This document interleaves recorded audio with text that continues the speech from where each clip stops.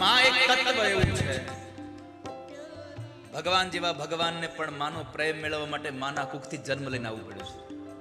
પણ કરુણા એ છે કે જે માએ પોતાની આખી રાતની નીંદરો આપણા માટે કુરબાન કરી દીધી, જે મા બાપે પોતાના સુખને આપણા માટે થઈને બધા સુખને મૂકી દીધા. માં એક તત્વ એવું છે કે પોતાના દીકરાઓના સુખ માટે પોતાના બધા શોખને ત્યાગી શકે છે, પોતાના બધા જ શોખ ત્યાગી દે. એક તત્વ માં છે. માં એટલે મમતાના રસથી ભરેલું વટવૃક્ષ છે. એક એવું વટવૃક્ષ કે જ્યાં તમને સદૈવ માટે શીતળતા મળે. શીતળતા પામવાને શા માટે દોટ તું હિમાલયની મૂકે છે? જે શીતળતા માની ગોદમાં છે એ હિમાલયમાં નથી. માની ગોદમાં જે તમને શીતળતા મળે એ શીતળતા બીજે ક્યાંય જડશે નહીં તમને. બાળક થાકીને આવે ને, રમીને આવે એટલે માં સીધું એના ખોળામાં બેસાડી અને પોતાના સાડીના છેડાથી એને પરસેવો લૂછી દે અને કપાળમાં એક ચુંબન કરે ને એટલે બાળકનો બધો થાક ત્યાં ઉતરી જાય.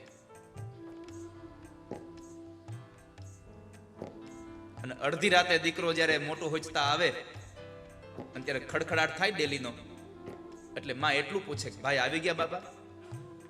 હા માં આવી ગયો. પછી એ 90 વર્ષની માં હોઈ જાય શાંતિથી, ત્યાં સુધી જાગતી હોય. આ માતૃત્વ છે. પણ કરુણા એ છે કે જેને પોતાના બધા સુખોનું બલિદાન કર્યું, એ મા બાપને આપણે ક્યારેક કહેતા હોઈએ છીએ, તમને ખબર ન પડે. એ મા બાપથી આપણે જુદા રહેવા જઈએ છીએ.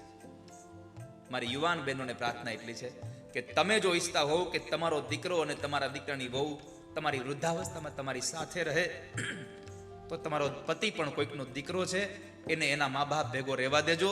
તો જ તમારા દીકરાઓ અને તમારા દીકરાની વહુ તમને તમારા દીકરા ભેગી રહેવા દેશે, નકર નહીં રહેવા દે.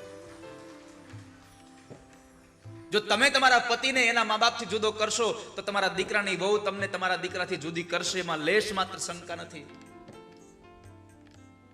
સંતાનથી સેવા ચહો, સંતાન છો સેવા કરો, જેવું કરો તેવું ભરો, એ ભાવના ભૂલશો.